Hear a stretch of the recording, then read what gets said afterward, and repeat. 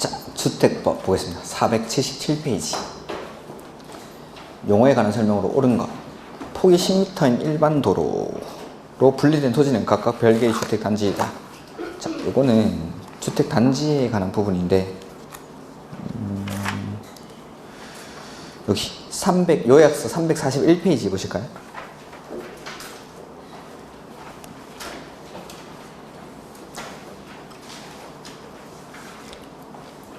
거기 맨 위에서 두 번째 칸에 보시면은 주택단지가 나오죠.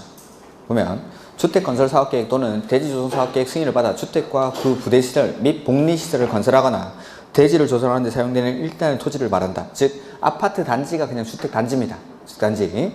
근데 다음의 시설로 분리된 토지는 각각 별개의 주택단지로 본다 라고 해서 이러한 시설들로 분리된 단지와 단지는 각각 별개의 단지로 보겠다는 거죠. 그래서 철도, 고속도로, 그 다음에 자동차 전용도로 이러한 것들로 분리가 되어 있거나 일반 도로는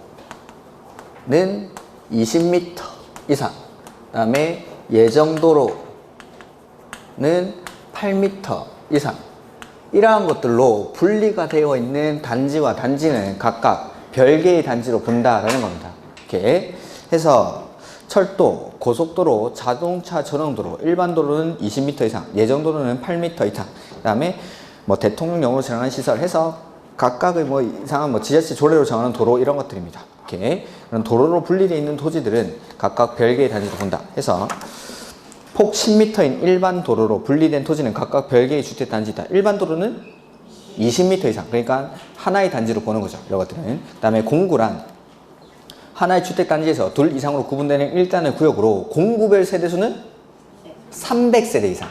300세대 이상. 그 다음에 세대 구분형 공동주택이랑 공동주택의 주택 내부 공간의 일부를 세대별로 구분하여 생활이 가능한 구조로 하되 그 구분된 공간의 일부를 구분 소유할 수 있다라고 했습니까? 없다라고 했습니까? 없다라고 했죠. 이렇게. 그래서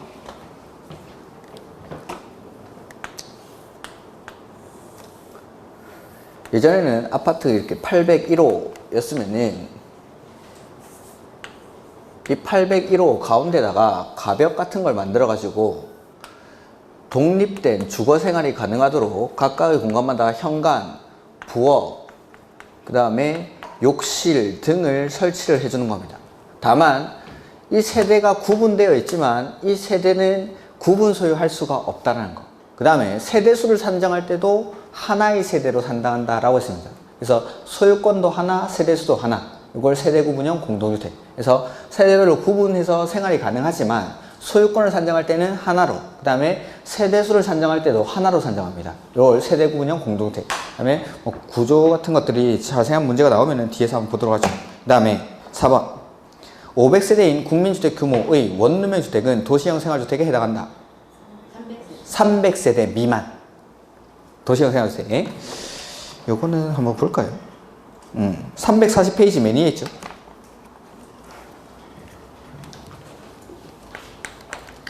도시형 생활주택은 300세대 미만의 국민주택 규모에 해당하는 주택으로서 종류는 세 가지가 있죠. 단지형, 연립. 두 번째는 단지형, 다세대. 그 다음에 세 번째가 원룸형 주택. 요거는 뒤에 좀 더 상세한 문제들이 나올 거니까 그때 좀 더 상세하게 설명을 드리겠습니다. 그 다음에 5번. 산업단지 개발 사업에 의해서 개발 조성되는 공동주택이 건설되는 용지는 공공택지에 해당한다. 이 공공택지는 너무 많습니다. 해서 못 외우는데 공공택지가 나왔을 때 절대 나오면 안 되는 말이 있었는데 환지 이런 것들. 그 다음에 민간. 대표적으로 기출문제 나왔던 거에 조합 같은 거. 그래서 공공택지라는 거는 수용 방식으로 공공이 조성하는 토지를 공공택지라고 합니다. 수용 방식만. 수용 방식만. 그래서 여기도 뭐 공공택지는 따로 여기 나와 있구나. 341페이지 맨 밑에 나오죠. 그래서 10가지나 되는데 이걸 다 외울 수는 없고 국민주택 건설사업, 대지조성사업, 택지개발사업, 산업단지개발사업, 공공주택 지구조성사업, 공공지원, 민간, 임대주택 뭐 이런 것들인데 5번에 보시면 가로 안에 수용방식이라고 되어 있죠. 그 다음에 6번도 도시개발사업인데 수용방식, 7번도 경제자유구역 개발사업인데 수용방식 이런 것들. 그래서 수용방식으로 하면서 공공에 하는 거 이런 것들을 공공택지. 그래서 뭐 나머지는 다 외우기가 좀 힘드니까 그냥 한번 읽어보시면 되는데 그냥 다음 중 공공택지에 해당하지 않는 것 해가지고 시험 문제 나왔던 것들이 환지방식이라든지 뭐 조합 이런 것들 넣어서 틀리겠습니다. 그래서 공공택지는 수용방식으로 합니다. 수용방식. 자, 그 다음에 2번. 또 똑같은 문제죠. 주택단지가 일정한 시설로 분리된 토지는 각각 별개의 주택단지로 본다. 그 시설에 해당하지 않는 것. 철도, 고속도로, 자동차 전용도로, 일반 도로는 20m 이상, 예정도로는 8m 이상. 그래서 고속도로 맞고 도시계획 예정도로는 얼마 이상? 8m 이상이니까 20m 맞죠? 그 다음에 일반 도로는 20m 이상인데 15m니까 이게 아니죠. 3번의 정답. 그다음에 자동차 전용도로랑 도로법에 의한 일반 국도 이런 것들은 나머지 대통령령으로 정하는 시설이라고 생각하시면 됩니다. 오케이. 그다음에 3번 옳은 것. 주택단지에 해당하는 토지가 폭 8m 이상인 예정도로로 분리된 경우에는 별개의 단지로 본다. 예정도로는 8m 이상, 일반 도로는 20m 이상. 그래서 8m 이상인 예정도로로 분리되어 있으면 별개의 단지로 보죠. 오케이. 그 다음에 단독주택에는 다가구 주택이 포함되지 않는다. 포함되죠. 자, 주택법에서 크게 단독주택, 공동주택으로 분류를 해서 단독주택에는 말 그대로 단독, 그 다음에 다가구, 다중 이렇게 있죠. 그 다음에 공동주택에는 아파트, 연립, 다세대. 근데 건축법에 가면 하나씩 더 추가해야 되죠. 건축법에는 하나 더 추가되는 게 공관, 그 다음에 공동주택에는 기숙사. 그래서 4개 분류하는 거는 건축법. 주택법에서는 얘네 빼고, 얘네는 분양을 목적으로 하는 게 아니니까. 주택법에서는 공관이랑 기숙사는 주택의 분류에 들어가지 않고 단독, 다중, 다가구, 공동주택은 아파트, 연립, 다세대. 그래서 3번에 공동주택에는 아파트, 연립, 기숙사는 빠져야겠죠. 주택법에서는 기숙사가 빠져야죠. 4번 주택이란 세대의 구성원이 장기간 독립적인 주거생활을 할 수 있는 구조로 된 건축물의 전부 또는 일부를 말하며 그 부속 토지까지도 주택의 개념에 포함이 되죠. 부속 토지도. 그 다음에 주택단지에 딸린 이게 부대시설이죠. 그 부대시설이랑 복리시설을 구분하는 게 있었죠. 여기 좀 있어 나오다. 부대시설이랑 복리시설을 구분하는데 부대시설은 아파트 지으면 당연히 따라오는 거. 근데 이런 것들은 사람들이 들어가서 이용하는 게 아니라고 했습니다. 근데 복리시설은 그 커뮤니티 시설 같은 거, 헬스장이라든지 근린생활시설, 내지는 노인정 같이 사람들이 이용해서, 사람들이 들어가서 이용하는 거, 이런 것들을 복리시설 해서 보시면은 어린이 놀이터, 애들 들어가서 놀죠? 근린생활시설, 사람들 이용하는 거, 유치원, 주민운동시설, 여기까지. 얘네는 복리시설이에요, 복리시설. 부대시설이 아니라. 그 다음에 지역난방 공급시설 이런 것들은 간선시설에 해당합니다. 부대시설은 경비실, 도로, 담장, 주차장, 옹벽, 뭐 화장실 이런 것들이 부대시설. 근데 사람들 들어가서 이용하는 지금 나와 있는 어린이 놀이터, 근린생활시설, 유치원, 주민운동시설, 헬스장 같은 거 이런 것들은 복리시설입니다. 복리시설. 그 다음에 지역 난방 공급시설은 이건 간선시설이라고 또 따로 있습니다. 기간시설이랑 간선시설 구분하는 문제가 있었죠. 이렇게. 그 다음에 4번 도시형 생활주택에 관한 설명으로 틀린 것. 도시형 생활주택은 세대수는 300세대 미만. 그 다음에 수도권의 경우 도시형 생활주택은 국민주택 규모 이하여야 되니까 1호 1세대당 주거전용 면적이 85제곱미터 이하. 근데 수도권을 제외한 읍면지역에서는 100제곱미터 이하가 국민주택 규모였죠. 그 다음에 국계법에 따른 도시지역에 건설하는 세대별 주거전용 면적이 85제곱미터인 아파트는 도시형 생활주택에 해당하지 아니한다. 이게 좀 상당히 어려운 지문인데 한번 보죠. 조금 생각을 하셔야 됩니다. 이거는. 자, 도시형 생활주택에는 종류가 단지형 연립, 단지형 다세대, 원룸형 이렇게 있죠. 그러면은 지금 지문에 보면 도시지역에 건설하는 세대별 주거전용 면적 85제곱미터인 아파트. 자, 이 아파트가 도시형 생활주택이 되기 위해서는 반드시 원룸형 주택이어야 됩니다. 그렇죠. 단지형 연립 아파트 아니죠. 단지형 다세대 아파트 아니죠. 그러면은 아파트가 도시형 생활주택이 되기 위해서는 반드시 원룸형 주택이 되어야 됩니다. 원룸형 주택.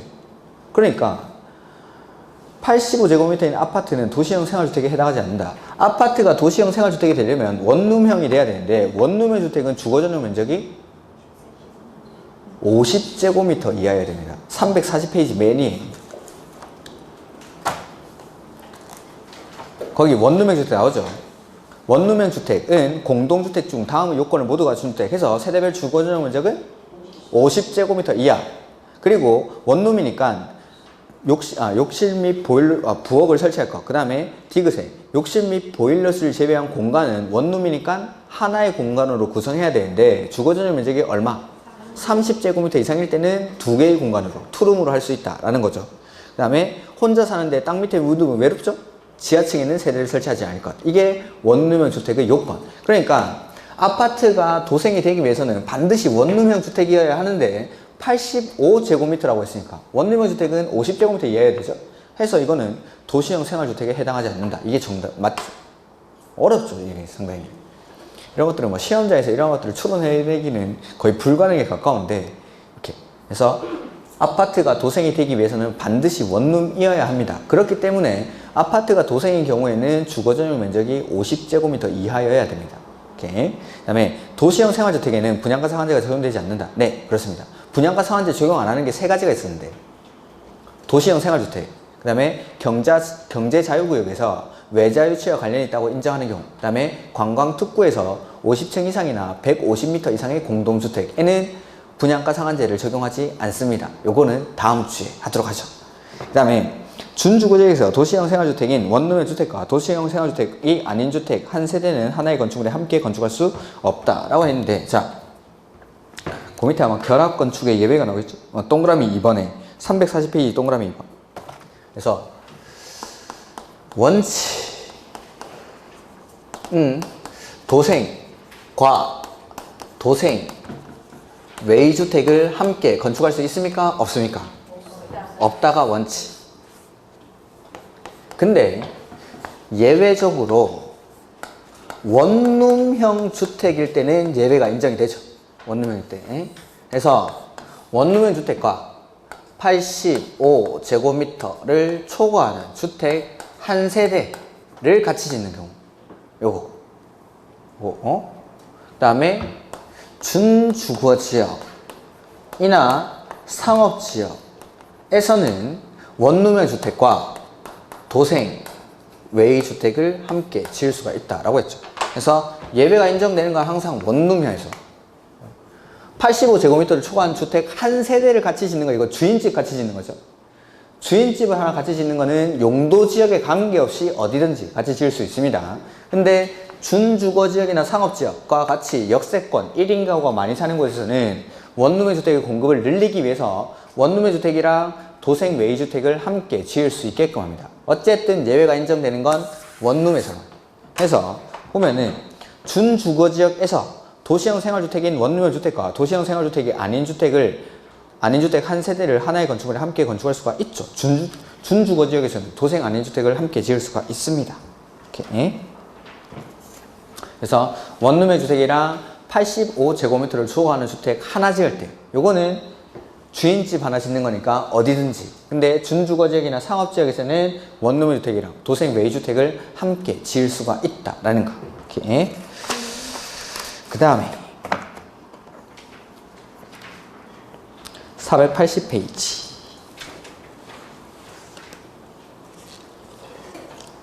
주택법령상 용어의 정의에 따를 때 주택에 해당하지 않는 것. 자, 단독주택에는 단독, 다중, 다가구. 그 다음에 공동주택에는 아파트, 연립, 다세대. 그러니까 공관이랑 기숙사는 일단 주택법에서는 주택에서 빠져야겠죠. 그 다음에 준주택이라는 게 있어요. 준주택. 그렇죠. 오, 노, 다, 기 이렇게 썼는데 오피스텔, 노인복지주택, 다중생활시설, 기숙사 얘네는 준주택이라고 했었죠. 준주택 기억이 안 나시나?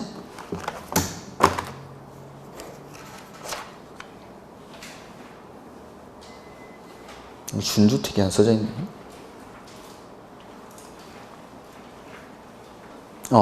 339페이지 요약서에 339페이지에는 주택 자금에 따른 분류 나오죠. 거기서 맨 마지막에 기타주택, 기타주택의 1번 준주택 있죠. 339페이지 기타주택의 동그라미 1번 준주택, 거기 보면 4개 나오죠. 주택은 아니지만 주거용으로 사용 가능한 거, 다중생활시설, 기숙사, 노인복지주택, 오피스텔, 오, 노, 다, 기 이렇게. 오피스텔, 노인복지주택, 다중생활시설, 기숙사 얘네는 주택은 아니죠. 하지만 주거용으로 사용하니까 준주택이라고 하겠다라는 거. 요 4가지. 그러니까 여기 보시면은 다가구주택은 맞고 공간은 빼야겠죠. 공간은. 그다음에 다세대주택은 맞고 기숙사 빼야 되고 오피스텔도 빼야 되고 이렇게. 그래서 준주택도 기억을 하시면 준주택. 이렇게. 그래서 주택에 해당하지 않는 거. 이렇게. 그다음 6번 문제. 국민주택 등에 관한 설명으로 옳은 것. 민영주택이라도 국민주택 규모 이하로 건축되는 경우에는 국민주택에 해당한다? 자, 주택을 분류를 해보면은 구조를 가지고 분류를 하면 단독이랑 공동으로 분류를 했죠. 근데 자금을 가지고 분류를 하면은 국민주택이랑 민영주택으로 구분합니다. 그 다음에 국민주택은 국민주택 규모, 방금 보셨던 준주택 바로 위에 국민주택, 민영주택이라고 나옵니다. 국민주택 규모 이하의 주택으로서 공공이 직접 건설하거나 내지는 공공의 자금으로 건설되는 주택을 국민주택. 그 다음에 민영주택은 국민주택이 아니면 싹 다 민영주택. 그러면은 민영주택은 국민주택 규모 이하에 해당하면 국민주택에 해당합니까? 아닙니다. 국민주택이 아닌 게 민영주택이니까 민영주택은 국민주택이 될 수가 없습니다. 무조건. 그래서 민영주택이라도 국민주택 규모 이하로 건축되는 경우에는 국민주택에 해당한다가 아니고 민영주택은 국민주택이 아닌 게 민영주택이니까 민영주택은 국민주택이 될 수가 없죠. 2번 한국토지주택공사 공공이죠. 공공이 수도권에 건설한 주거전용 면적이 80제곱미터인 아파트는 국민주택에 해당한다. 국민주택 규모 이하로 지었죠. 80제곱미터니까. 그리고 공공이 직접 건설을 했죠. 국민주택에 해당한다. 맞죠? 이게. 그 다음에 3번 지자체 재정으로부터 자금 지원을 받아 건설되는 주택. 이게 바로 공공의 자금으로 건설되는 주택입니다. 공공의 자금으로 건설되는 주택. 이 국민주택에 해당하려면 자금의 50% 이상을 지자체로부터 지원받아야 한다.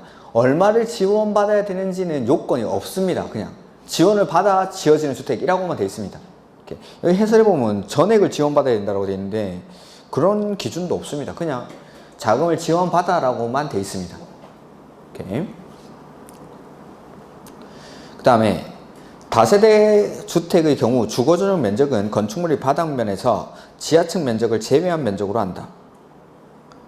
이것도 틀렸는데 해설을 보죠. 지하층 면적만 제외한 면적으로 주거전용 면적이라고 하였으므로 틀린 지문이다. 다세대 주택은 공동주택이므로 공용 부분을 주거전용 면적으로 제외하는 거지 지하층 면적을 제외하는 건 아닙니다. 공용 부분을 제외하는 공용 부분.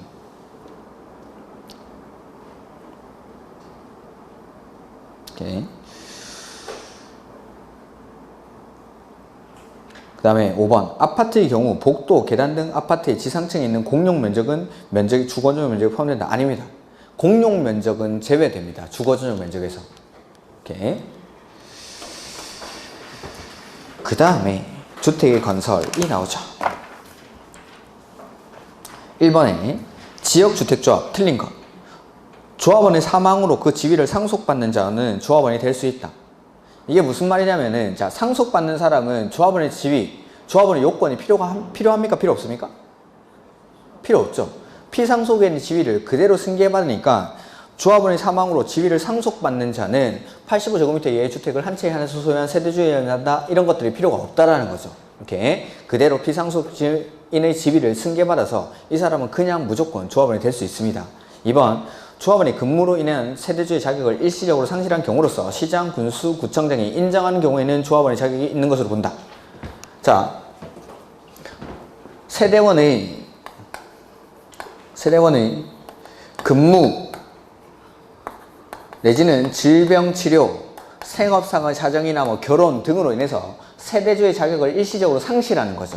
근데 시장, 군수, 구청 등이 인정하는 경우에는 그 조합원의 지위를 그대로 유지할 수가 있습니다. 예를 이렇게 들었었는데, 감남과 을려가 결혼을 하죠. 우리나라 아직 대부분이 이제 남자가 세대주의 자격을 취득을 하니까 결혼을 하면서 이 사람 둘 다 30대 이상으로 독립세대를 구성해가지고 둘 다 조합원의 자격을 가지고 있었는데, 결혼을 하면서 을은 이제 세대주의 자격을 상실하는 거죠. 그렇다고 해서 이 사람이 조합원의 지위를 잃어버리면은 불공정하니까, 이럴 때 결혼을 해서 한 사람이 세대주의 자격을 상실할 때 시장, 군수, 구청장이 인정을 하면 세대주의 자격을 그대로 조합원의 자격을 그대로 유지할 수가 있습니다. 오케이. 그 다음에 3번. 조합 설립 인가 후 조합원의 탈퇴로 조합원의 수가 주택건설 예정 세대수 50% 미만이 되는 경우에는 결혼이 발생한 범위에서 조합원을 신규로 가입하게 할 수 있다. 맞죠? 조합원의 사망, 자격 상실, 탈퇴, 주택건설 예정 세대수의 변경, 추가 모집 승인 등을 받았을 때는 조합원을 추가로 모집할 수가 있죠. 원칙은 조합원을 교체하거나 신규로 가입하는 게 안 되는데, 예외적으로 사망, 자격 상실, 탈퇴 등으로 인할 때에는 조합원을 추가로 모집할 수가 있죠. 4번. 조합 설립 인가 후 조합원으로 추가 모집되는 자가 조합원의 자격을 요건을 갖추었는지 판단할 때는 추가 모집 공고일을 기준으로 하는 게 아니라 조합 설립 인가 신청 시를 기준으로 합니다. 이것도 한번 말씀드렸는데, 자.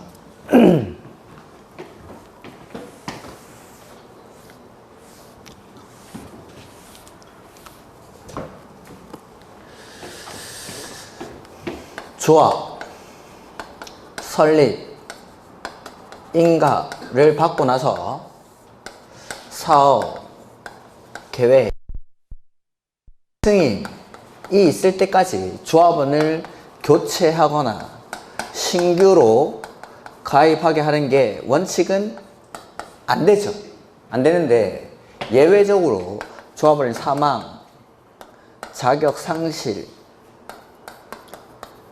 그 다음에 뭐 탈퇴 등으로 결혼이 발생했을 때는 그 범위 안에서 조합원을 충원하는 게 가능합니다. 이거 말고도 사유는 여러 가지 있는데, 근데 새롭게 가입하는 사람이 조합원을 추가 모집할 때 당시를 기준으로 자격 요건이 있는지 아닌지를 판단하게 되면, 뭐 지역주택조합 같은 경우에는 6개월 거주 요건을 가져야 했어야 되죠. 근데 자, 조합 설립 인가를 신청할 때는 이 사람이 이 지역에 4개월 거주했습니다. 근데 추가 모집 당시에 추가 모집할 때는 이 6개월의 요건을 채운 거죠. 그러면은 조합 설립 인가 받을 때 들어갔던 조합원이랑 추가 모집할 때 추가 모집되는 조합원의 자격 요건이 달라지는 겁니다. 모든 조합원의 자격 요건이 동일해야 되는데, 추가 모집할 때는 추가 모집 당시를 기준으로 잡아버리면은 거주 요건이라든지 85제곱미터 이상의 이하의 주택을 한 채 소유해야 된다라는 자격 요건을 똑같은 시점에서 판단을 해야겠죠. 해서 추가 모집되는 조합원들도 조합 설립 인가 신청 시를 기준으로 자격 요건이 있는지를 판단을 합니다. 추가 모집 당시가 아니라. 해서 4번에 조합 설립 인가 후 조합원으로 추가 모집되는 자가 자격 요건을 갖추었는지를 판단할 때는 추가 모집 공고일이 아니라 조합 설립 인가 신청 시를 기준으로. 그래야 모든 조합원들이 자격 요건이 똑같아지니까. 오케이. 그 다음에 5번. 조합원 추가 모집에 따른 주택조합의 변경 인가 신청은 사업계획 승인 신청일까지 해야 한다. 네. 사업계획 승인 신청일까지 추가 모집하겠다. 처음에는 내가 조합원을 1000명 모집하기로 한 거죠. 1000세대를 짓는데 조합원을 500명 모집하기로 했습니다. 근데 이 500명이 1000세대의 공사비를 부담하려니까 너무 부담스러운 거죠. 그럴 때는 시장 군수 구청장의 허가를 받아가지고 조합원을 추가 모집, 승인을 받아서 조합원을 우리 500명이 1000세대 지으려니까 너무 힘들다. 100명만 더 모집하겠습니다. 라고 추가 모집 승인을 받을 수가 있습니다. 이럴 때도 조합원을 추가적으로 모집할 수가 있다라는 겁니다. 이럴 때 이러한 추가 모집은 사업계획 승인 신청 전까지 해야 됩니다. 추가 모집 같은 거 사업계획 승인 신청 전까지. 그 다음에 2번 이런 거는 보지 마십시오. 2번 문제 이거. 그 다음에 3번 484페이지 보시면은 이거는 임대주택이 29회 때 딱 한 번 나왔습니다. 이거는 제가 따로 설명은 안 드렸는데 한번 보죠. 주택법령상 사업주체가 50세대의 주택과 주택 외 시설을 동일한 건축물로 건축하는 계획 및 임대주택 건설 공급에 관한 사항을 포함한 사업계획 승인서를 제출할 경우에 대한 설명으로 틀린 것. 사업계획 승인권자는 임대주택을 건설할 때 우리 그 정비법에서도 비슷한 게 나왔었는데 임대주택을 건설할 때는 법적 상한 용적률에도 불구하고 원래 정비계획에서 정한 용적률은 요만큼인데 법적 상한 용적률까지 완화를 해준다라고 했었습니다. 정비법에서. 기억이 안 나시면은 이런 게 있더라고. 그래서 임대주택 건설할 때는 건폐율은 아니고 용적률만 완화해 줍니다. 요까지 지을 수 있는데 요까지 더 짓게 해줘요. 용량만 늘려주는 용적률만. 그래서 이 완화받는 용적률에다가 일정 비율 이상의 임대주택을 의무적으로 짓게 합니다. 이건 완화받은 거니까. 완화받는 대신에 여기다가 임대주택을 일정 비율 이상 지어 라고 하는 겁니다. 60% 이하의 범위에서. 그래서 그 밑에 2번에 사업계획 승인권자가 임대주택의 건설을 이유로 용적률을 완화하는 경우 사업주체는 완화된 용적률의 60% 이하 60%에 해당하는 면적을 임대주택을 의무적으로 짓는 겁니다. 요만큼 용량을 완화받는 대신에 임대주택을 60%까지 지으라는 거죠. 그래가지고 이 임대주택을 공공에게 우선적으로 공급을 합니다. 이 임대주택을. 그래서 사업주체는 용적률 완화로 건설된 임대주택을 인수자에게 공급하여야 하며 시장 군수가 우선 인수하는 게 아니라 시도지사가 우선 인수합니다. 이걸. 국장, 시도지사, 시장 군수, 구청장, 주공에게 이걸 공급할 수 있는데 그 중에서 시도지사가 우선 인수합니다. 시도지사가. 그래가지고 이거 공급받으면 당연히 공공임대주택으로 활용을 하겠죠. 이런 것들을. 그래서 4번. 사업주체가 임대주택을 인수자에게 공급하는 경우 임대주택의 부속토지는 공시지가로 하는 게 아니라 부속토지는 기부채납하는 것으로 기부채납. 용적률을 완화받는 대신에 지은 거니까 건축비는 줍니다. 건축비는 주는데 부속토지는 기부채납한 것으로 옵니다. 그 다음에 인수자에게 공급하는 임대주택의 선정은 일단 조합원들 거 주고, 자, 아파트 지었죠. 그러면 일단 조합원들 거 줘야겠죠. 조합원들 거 주고 남은 것 중에 선정을 해서 주는 겁니다. 그래서 선정은 주택조합이 사업주체인 경우에는 조합원에게 공급하고 남은 주택을 대상으로 공개 추천 방법으로. 자, 요거 설명드릴 때 제가 말씀을 드렸던 것 같은데 이거 공개 추첨으로 안 하면은 나쁜 동, 나쁜 호수만 뽑아가지고 주는 겁니다. 해서 조합원들한테 일단 주고, 원래도 정비사업 할 때도 조합원 분 먼저 뽑죠. 조합원들을 먼저 분양합니다. 좋은 동, 좋은 호수 뽑아가지고 조합원들한테 먼저 주고 나서 남은 걸 가지고 일반 분양하듯이 이것도 마찬가지.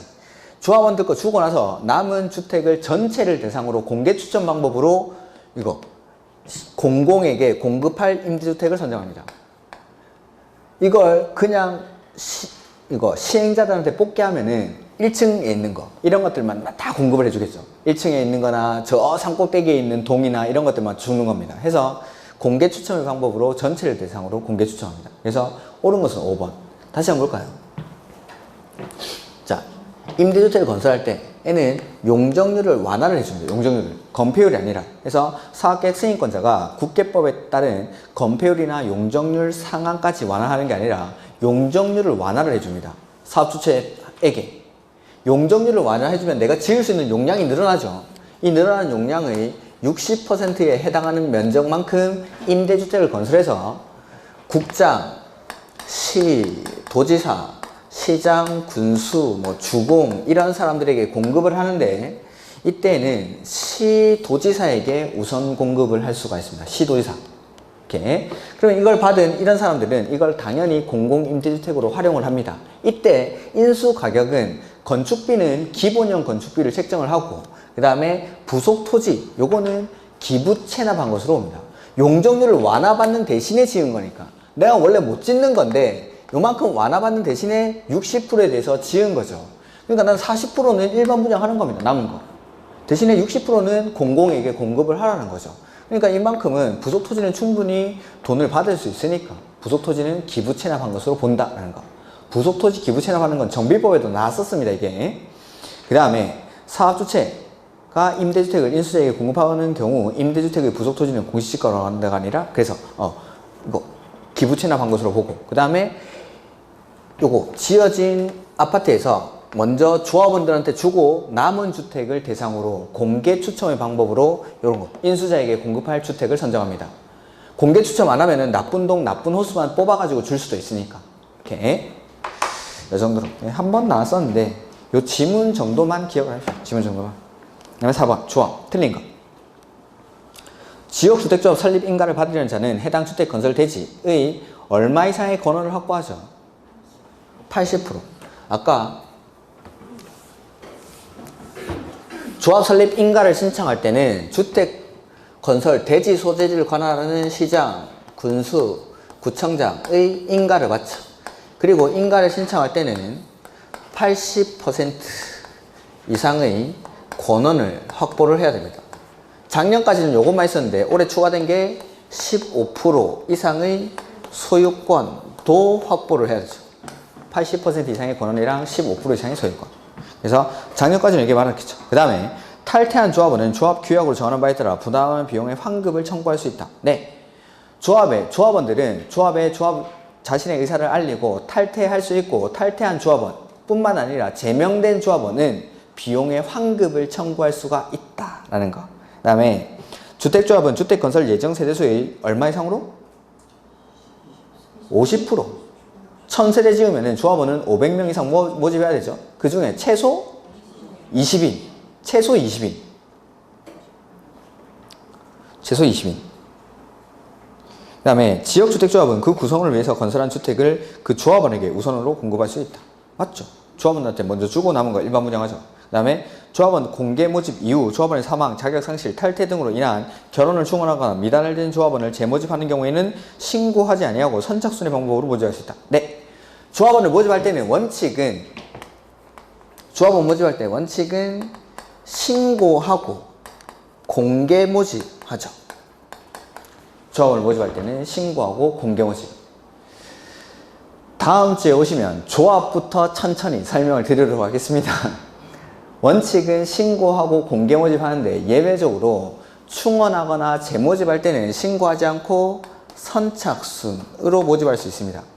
요건 작년까지 있던 거고 그 다음에 올해 추가된 게 조합원을 모집할 때는 50% 이상의 권한을 확보할 것을 요건으로 합니다. 모집할 때부터 이렇게.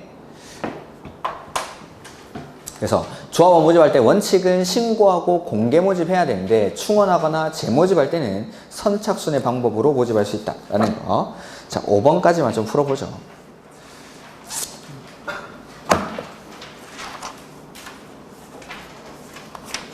5번까지 말고 좀 더. 자, 옳은 거. 조합 설립에 동의한 조합원은 조합 설립 인가가 있은 이후에는 자신의 의사를 의해서 조합에 탈퇴할 수 있죠. 조합에다가 탈퇴 의사를 알리고 탈퇴할 수 있습니다. 앞에 나왔죠. 그리고 탈퇴할 때 뿐만 아니라 제명된 조합원도 탈퇴할 때는 비용의 환급을 청구할 수 있다. 여기까지. 그래서 총회 의결로 제명된 조합원은 조합에 자신이 부담한 비용의 환급을 청구할 수 없다? 탈퇴한 조합원 뿐만 아니라 제명된 조합원도 환급을 청구할 수가 있습니다. 여기 나올 텐데.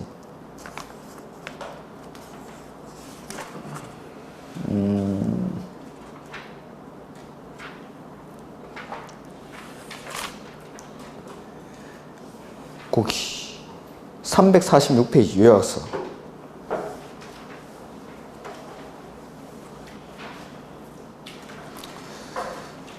가입비 철회 반환이 여기가 너무 좀 짧게 써놔가지고